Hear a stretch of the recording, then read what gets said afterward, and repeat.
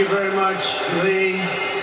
You've been there from the beginning with us, Lee, and we appreciate it. Nobody can sing that song like Lee Greenwood. Thank you very much, Lee, very much for being here. And his voice has not changed, you know? Pretty amazing. And a special thank you to Erica, because today, America is a nation in grief, a nation in shock, and a nation in mourning.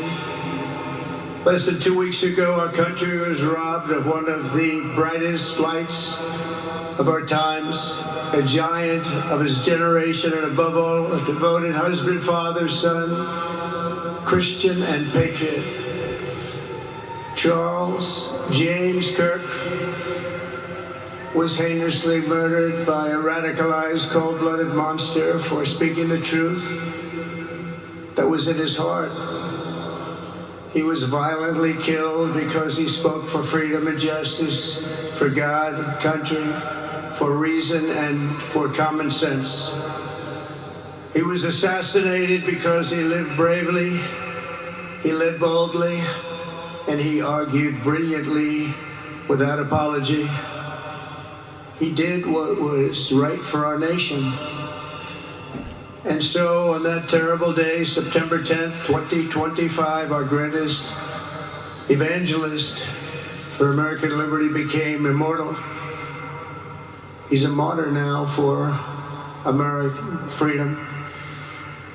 I know I speak for everyone here today when I say that none of us will ever forget Charlie Kirk, and neither now will history.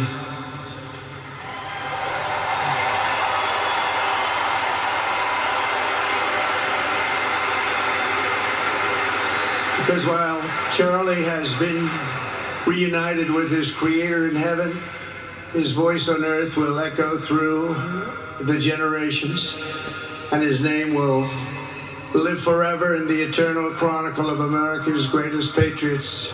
He will live forever. To Charlie's incredible and beautiful widow, Erica, we know the weight of this monumental loss is almost unbearable. But even in the midst of heartache and pain too great to even fathom, you have somehow found the strength, the deep faith, to be a comfort to millions and millions of people. And thank you very much, Erica. Thank you very much.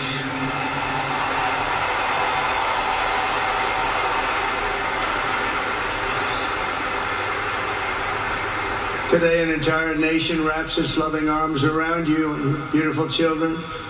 We share in your immense and overwhelming sorrow, and we vow that we will do everything we can to ensure that your children grow up in a land where their father is honored and revered as a great American hero. That's what he is.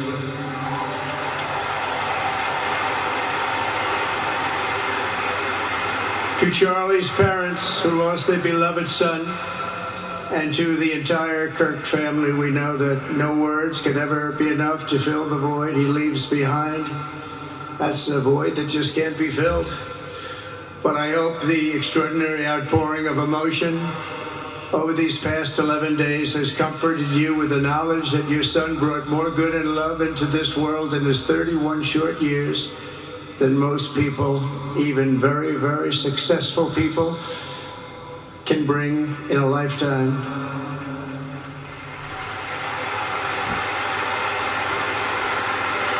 Charlie Kirk loved America with everything he had, and as we can see so clearly today, America loved Charlie Kirk.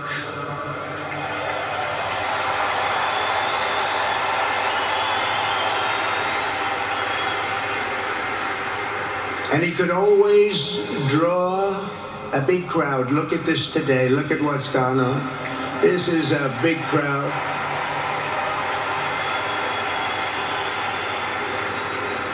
Here today we have the Vice President of the United States, J.D. Vance. We have the Speaker of the U.S. House of Representatives, Mike Johnson. We have countless members of the United States Senate, and I'm sorry I'm not going to introduce you, but I'll be up here. They're all over the place.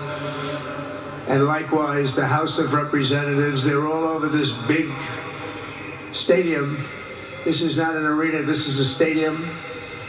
Our great cabinet, and this stadium packed with rafters of people, not to mention the one across the street that also has tens of thousands of people, and they're watching us on screen right now.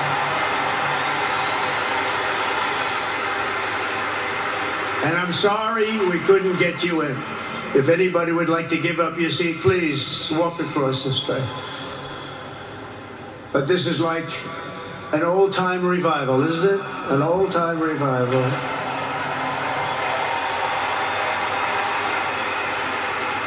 For millions of Americans, especially young people, it is agonizing and unthinkable to say goodbye to a patriot whose heart still had so much to give. It's so much. Raised in the suburbs of Chicago, Charlie was filled with a patriotic spirit from his youth, and he was an all-American in everything he did. And one of the last things he said to me is, "Please, sir, save Chicago."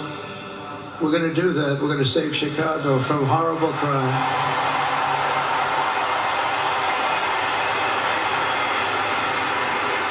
In high school, he was the quarterback of the football team and the captain of the basketball team. He was a good athlete. A lot of people don't know that about Charlie.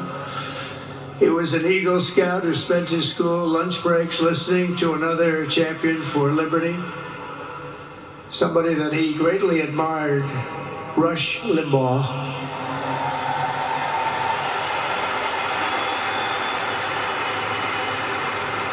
But what was even more important to Charlie than politics and service was the choice he made in the 5th grade, which he called the most important decision of his life, to become a Christian and a follower of his Savior, Jesus Christ.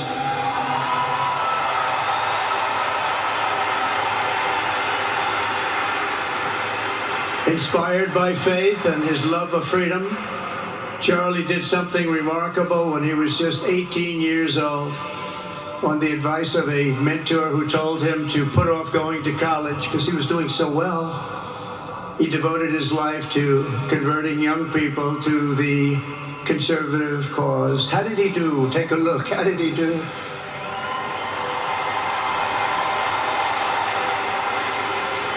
In 2012, 2 days after graduating high school, and with just $1,800 in his pocket, the young man from Illinois, who no one had ever heard of, started an organization whose grand ambitions were captured in its name, Turning Point USA. Great name.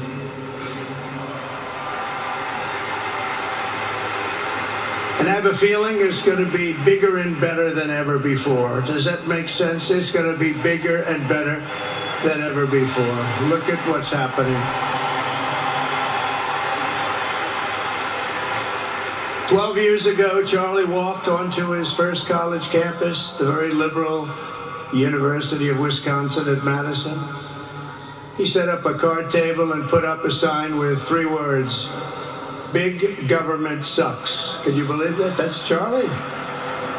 That day, Charlie talked to every student who approached him, most of whom were probably quite a bit older than he was. Finally, after many hours, he found the first ever Turning Point chapter leader. His first year out of high school, Charlie traveled 300 days raising money and taking his message to campuses all over the country. He lived out of his parents' basement, and they actually loved having him there. They loved Charlie. Everybody loved Charlie. And on the couches of friends and supporters, he lived off couches for 2 years, 3 years, then life started getting a little bit different, but he was always the same. For 5 years, he refused to take a paycheck, but day after day, he worked from 5 a.m. in the morning till 11 p.m. in the evening, always. His staff remembers that he wore Walmart jeans and T-shirts from the Goodwill store. Remember the Goodwill store? It wasn't easy, but Charlie wasn't in it for money at all, never has been. Money was never his thing. He was always in it for the mission. As he liked to say even back then, we have a country to save. Just what he did. He'd call me all the time, sir, we have a country to save. I said, Charlie, thanks very much for telling me that. I appreciate it. Charlie volunteered for my 2016 campaign and traveled the nation with my son Don and Eric. I got to know him very well and saw immediately that Charlie was actually a master builder of people. It was Charlie who first started organizing young black conservatives hungry for support and leadership. It was Charlie who stood up for persecuted Christians and Jews on college campuses. It was Charlie who helped bring online censorship, free speech, and cancel culture to the fore of our political debate. He was right up there with me.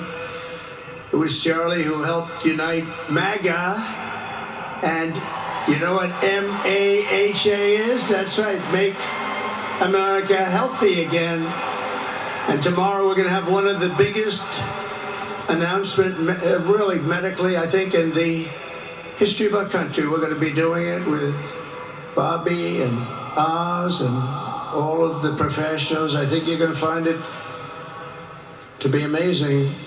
I think we found an answer to autism. How about that? Autism. Tomorrow we're going to be talking in the Oval Office in the White House about autism, how it happens, so we won't let it happen anymore, and how to get at least somewhat better when you have it, so that parents can help their child, their beautiful child.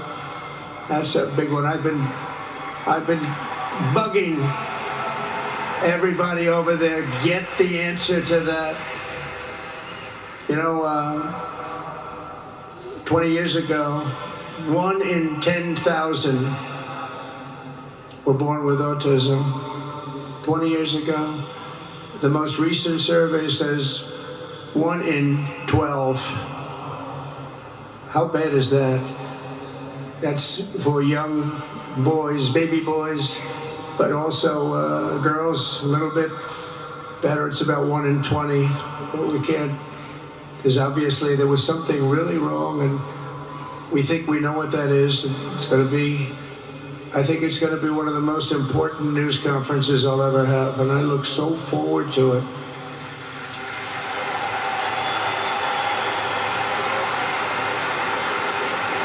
And you know who else looked forward to it? Because he knew. I tell him a little bit about what was going on. Was Charlie. He would have been front row center, believe me. We'll be missing him tomorrow. It was such a big deal for him, too. He brought together Donald Trump, Bobby Kennedy, right here in the great state of Arizona 1 year ago. Remember that? What a night, what a day that was. And it was Charlie who was among the first to speak to me about a man from Ohio by the name of J.D. Vance. Have you ever heard of him? He's doing a good job.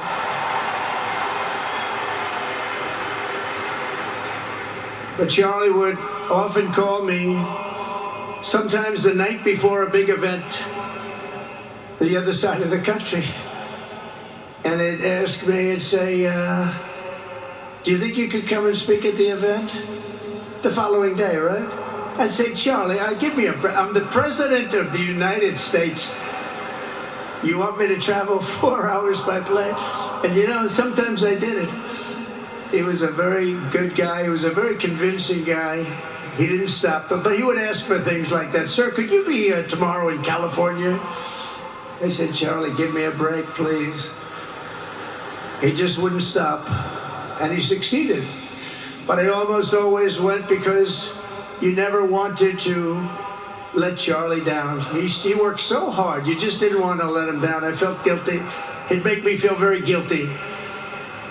As president, many people asked me for things, but Charlie was one of the few who always gave more than he took. He was a giver, much more than a taker.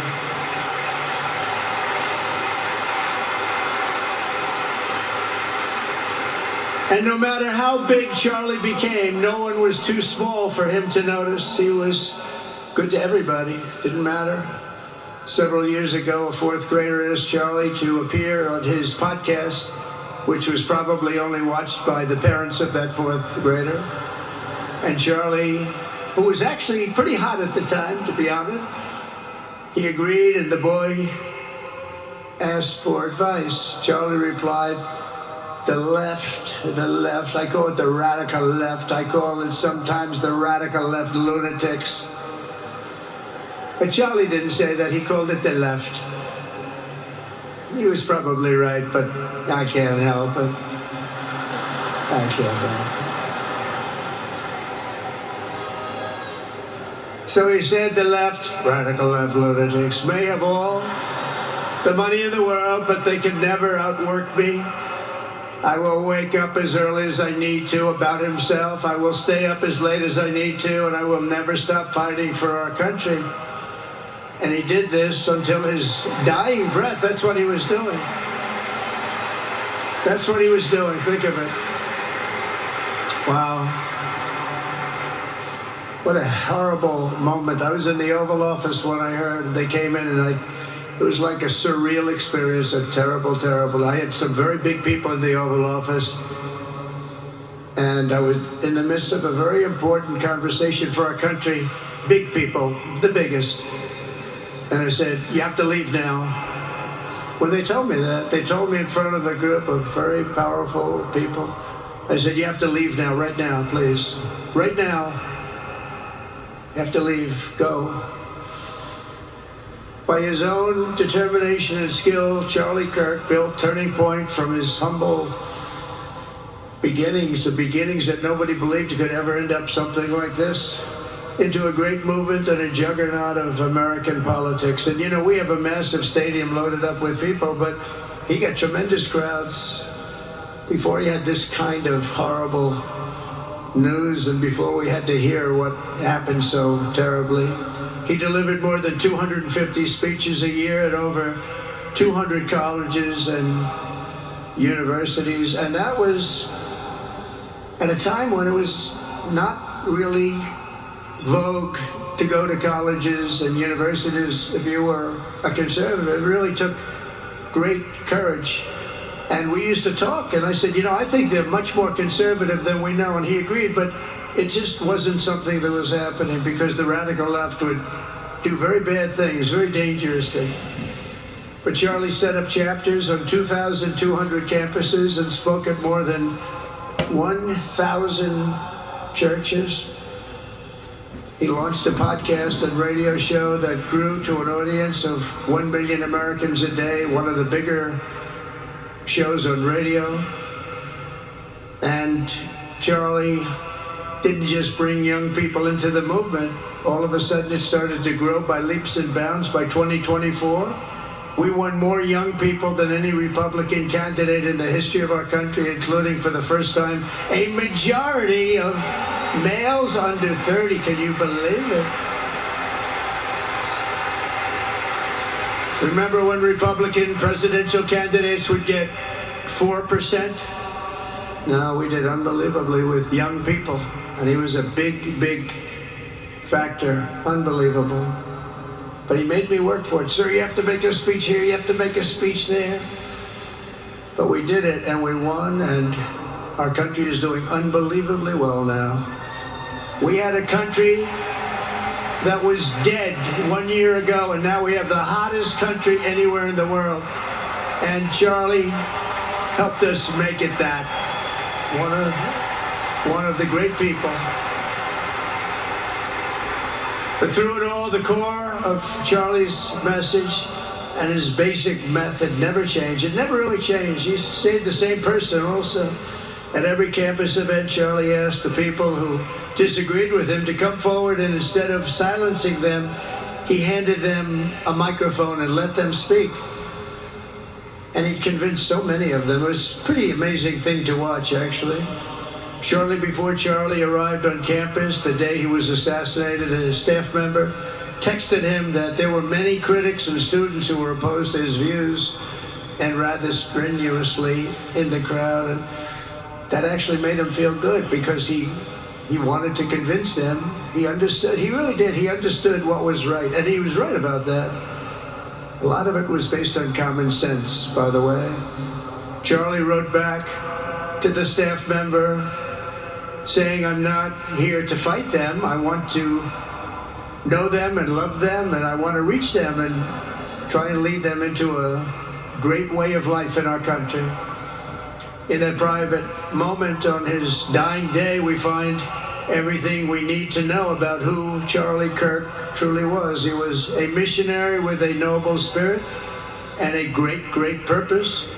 He did not hate his opponents. He wanted the best for them. That's where I disagreed with Charlie.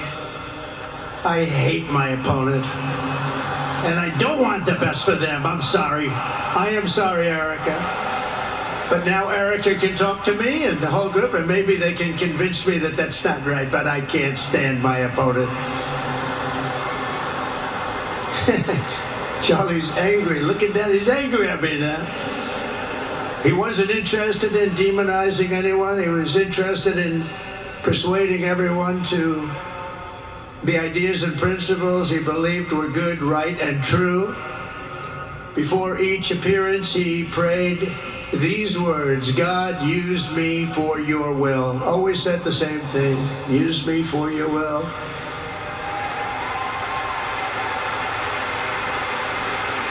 And that is exactly what God did.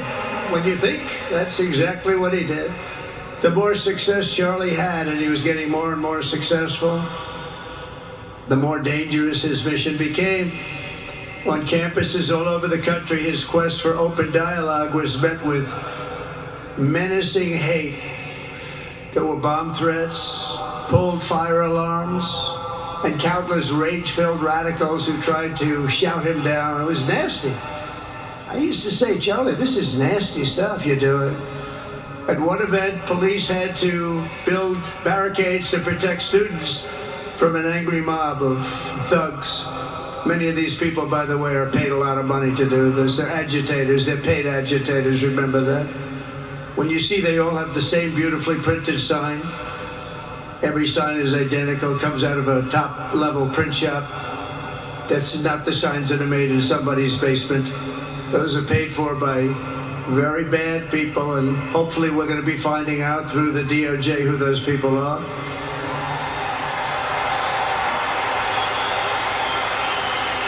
At another college, Antifa terrorists shattered windows, threw rocks, and tried to storm the building where Charlie was speaking. It was a really bad one. Often dozens of police officers were needed to prevent left-wing violence. And the violence comes largely from the left. You don't hear that from too many people, do you? And virtually every day for years, before he was murdered, Charlie received these horrible death threats. People don't know. I used to talk to him about it. He said, "I got some threats." He always felt that when they actually made the threat, they were not the ones to worry about. The ones to worry about were the ones that don't make the threats. I think you know what I mean. He knew the risk, but he and I shared a certain motto: never back down and never ever surrender. Just don't surrender, never back down. He believed in it so strongly. So strongly. And he's right. He's totally right. The radicals and their allies in the media, sometimes referred to, as my son said, the fake news media, tried to silence Charlie for a simple reason: because he was winning, and he was winning big. He was taking over college campuses, colleges that had, in theory, only very liberal, or as they like to say, progressive. I call them liberal, but they like to call themselves, because such a beautiful word, progressive. They're the opposite of progressive, if you think about it. But they were really nasty, and he would go into these colleges. All of a sudden, within 2 years, 3 years, they turned into bastions of conservatism. It was really quite amazing to see. They lied about him because they did not want you to listen to him or to learn from him, because what he was talking about and even preaching made so much sense. Everywhere he went, he won the debates, he won the hearts, he won the minds, and yes, he won the elections for people. He helped us, he helped other people. We won the biggest election in the history of our country, I believe.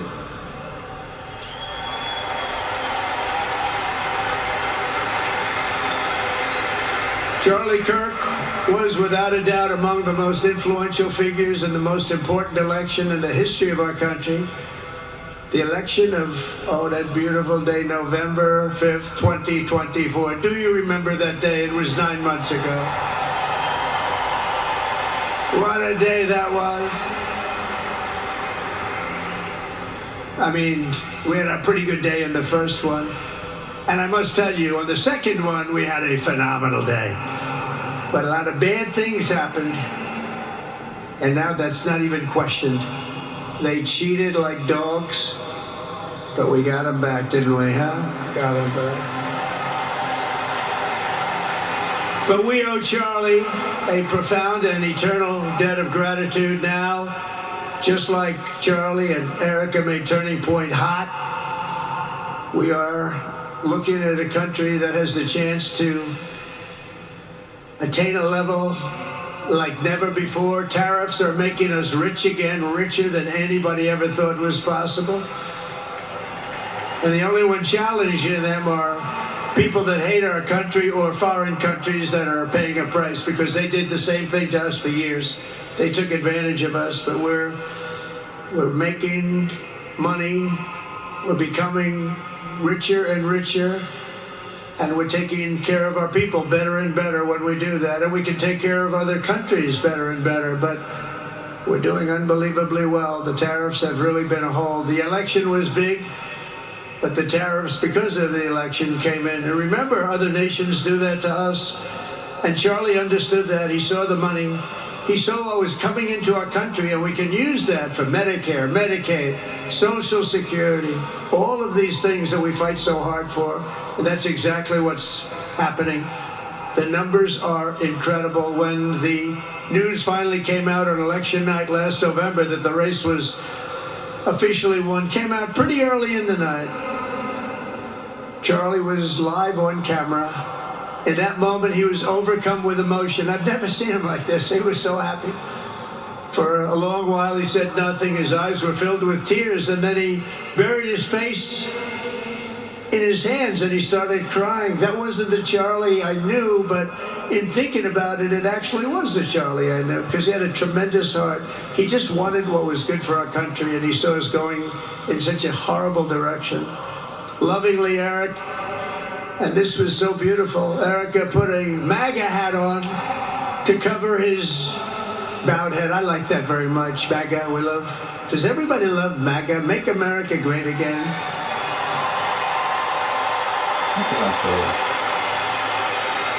When Joe Biden used to get up, remember the speeches? We will stop MAGA. We will stop MAGA. You know, he could barely get the words out. We will stop. I said, can somebody inform him that MAGA means Make America Great Again? How do you say you're going to stop it? And Charlie understood that. When Charlie finally looked up and spoke, he smiled through the watery eyes and simply said, I am humbled by God's grace. That was his statement that night. I was watching him. I was very impressed, actually. It showed he had a big heart. Every single American should take a long, hard look at the twisted soul and dark spirit of anyone who would want to kill a young man as good as Charlie. To kill anybody, but to kill a man like this, he didn't deserve this. He didn't deserve this. Our country didn't deserve this. And anyone who would make excuses for it are just out of their mind. Charlie's murder was not just an attack on one man or one movement. It was an attack on our entire nation. That was a horrible attack on the United States of America. It was an assault on our most sacred liberties and God-given rights. The gun was pointed at him, but the bullet was aimed at all of us. That bullet was aimed at every one of us. Indeed, Charlie was killed for expressing the very ideas that virtually everyone in this arena and most other places throughout our country deeply believed in.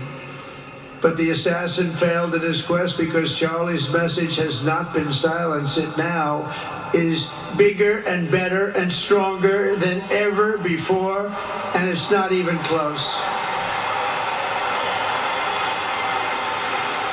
And it's rare that such a thing happens, but Charlie is bigger today than he was, think about it, just 2 weeks ago. He's bigger today than he was 2 weeks ago. Now, that may not help his friends and loved ones, of which there are so many. It may not help Erica and those beautiful children who have to suffer so horribly through this moment, but they know it's true. He's bigger now than ever before, and he's eternal. He's eternal. And I just want to say we love him. And he's looking down at us right now, and he's saying, wow, that's a great crowd. He say, that's a great crowd.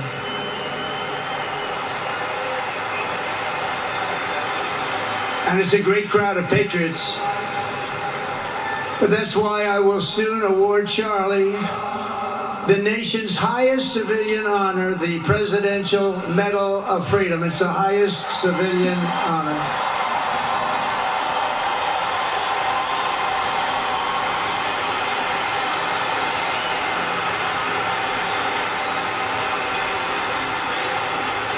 And we will do the ceremony at our beautiful White House in a very safe Washington, D.C., a place that Charlie truly revered. You know, we stopped the crime in Washington, took 12 days. Now you can go to restaurants, you can walk down the middle of the street with your wife. You can have your wife walk alone down the middle of the street. She's going to be in good shape. What a difference. What a difference good management really makes. But it's, I'm so proud of that Washington, D.C. You know, it's one of the worst in the nation, in the world. And now it's considered a very safe city. And it's also, I passed it yesterday, I went through it, and the lawns are good. It's like a different place. It's like the tents are gone, the threats are gone, the gangs aren't there. We got rid of, you know, we took out 1,500 career criminals, 1,500. If you have 3 career criminals, that can make a big difference. But I'm so proud of Washington, D.C., and now we're going into Memphis. And we'll get that one straightened out fast. And then we're going into some others, but we're going to go to Chicago, and we're going to have Charlie very much in mind when we go into Chicago. And we'll get that one straightened out. You have an incompetent governor who, he thinks it's okay when 11 people get murdered over the weekend. He thinks you don't have any crime when 11 people get murdered and 28 people get shot. He says he's got crime. No, they don't have it under control, but we'll have it under control very quickly. So we're going to be doing that. And Charlie loved what we were doing. He was so proud of what happened. He was there to see it. He's so proud of what happened in Washington, D.C. As you know, the depraved assassin who planned and executed Charlie's killing has been arrested and charged with capital murder. God willing, he will receive the full and ultimate punishment for his horrific crime. It's a terrible thing. Because you can't let that happen. You can't let that happen. Can't let it happen to a country. The Department of Justice is also investigating networks of radical left maniacs who fund, organize, fuel, and perpetrate political violence. And we think we know who many of them are. But law enforcement can only be the beginning of our response to Charlie's murder. Over the last 11 days, we have heard stories of commentators, influencers, and others in our society who greeted his assassination with sick approval, excuses, or even jubilation. You've heard that. So have I. Couldn't believe it. Some of the very same people who spent the last 8 years trying to sit in moral judgment of anyone who disagreed with them about politics suddenly started cheering for murder. Incredible. You know the names. They're major losers, by the way. That will be proven out in a short period of time. Some of the very people who call you a hater for using the wrong pronoun were filled with glee at the killing of a father with two beautiful young children. And the same commentators who this week are screaming fascism over a canceled late-night TV show where the anchor had no talent and no ratings, last week were implying that Charlie Kirk deserved what happened to him.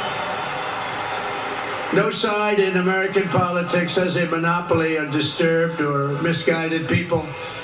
But there's one part of our political community which believes they have a monopoly on truth, goodness, and virtue, and concludes they have also a monopoly on power, thought, and speech. Well, that's not happening anymore. We've turned that corner very quickly. Tragically, atrocities of this kind, and kind that we saw in Utah, of all places, are the eventual consequence of that kind of thinking. If speech is violence, then some are bound to conclude that violence is justified to stop speech. And we're not going to let that be justified. The tradition of reason and open debate that Charlie practiced is not a pillar of our democracy. In many ways, it's the basis of our entire society. It's the right and inheritance of every free American, the greatest legacy of the Enlightenment, and among the most treasured achievements of civilization. We will defend it at all costs, and we will carry forward the torch of liberty that Charlie Kirk held so proud and so high. He was so proud, and he did hold that torch high. We will never, ever let it fail.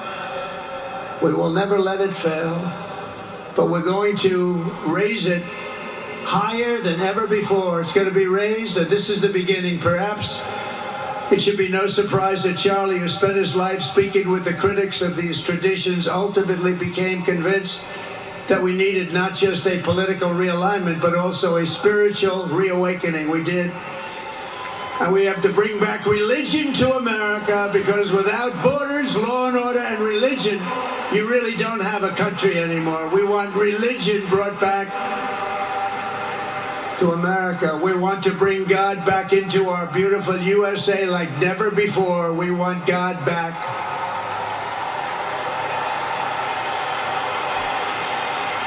Charlie would have been so pleased to hear his friends and colleagues today giving testimony and giving glory to God. Within minutes of the gunshot in Utah, millions of Americans, young and old, heard the news and dropped to their knees and started praying. Even many who rarely prayed asked God for a miracle. Please, God, save Charlie.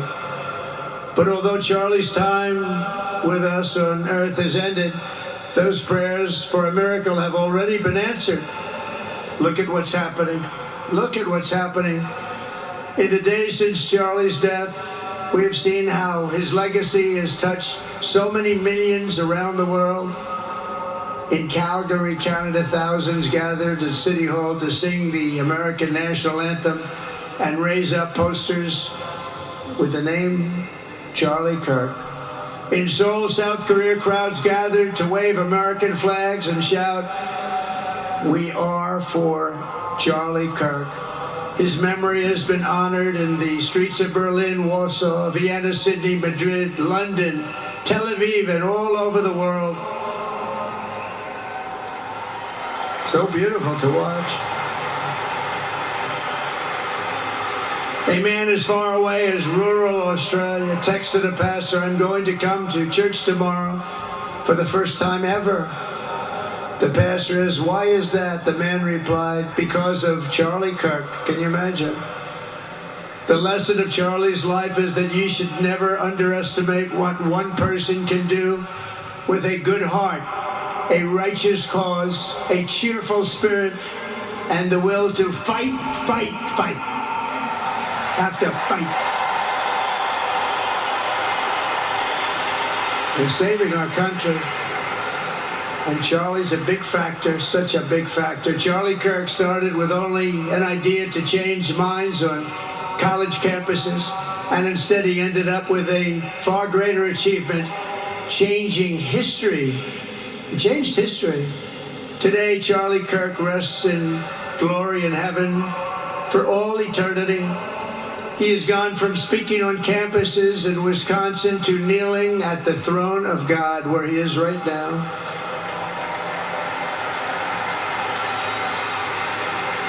We grieve for the friend and leader that we have lost, but we go forward strengthened by his faith and bolstered by his courage and inspired by his example to defend the country he lived for the freedoms he died for, and the values in which he so deeply believed. He believed in values that we should all believe in. Charlie created something very special. It's called Turning Point USA. And under the leadership and love of Erica, it will become bigger and better and stronger than ever before.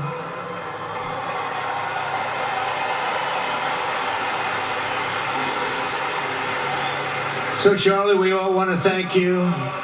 We want to say a very loud God bless you, Charlie. God bless you for what you've done is incredible. And God bless Erica and the children. God bless the United States of America. And could I ask Erica, please come out. Erica, please come out. Thank you.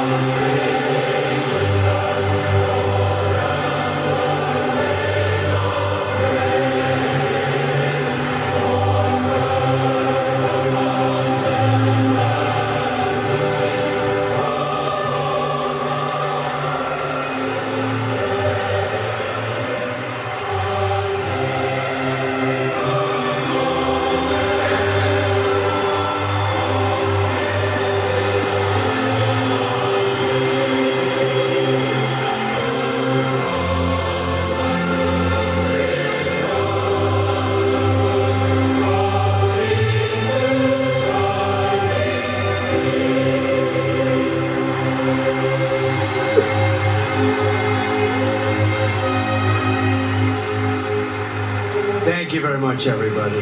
Thank you very much, and good luck. God be with you. Thank you.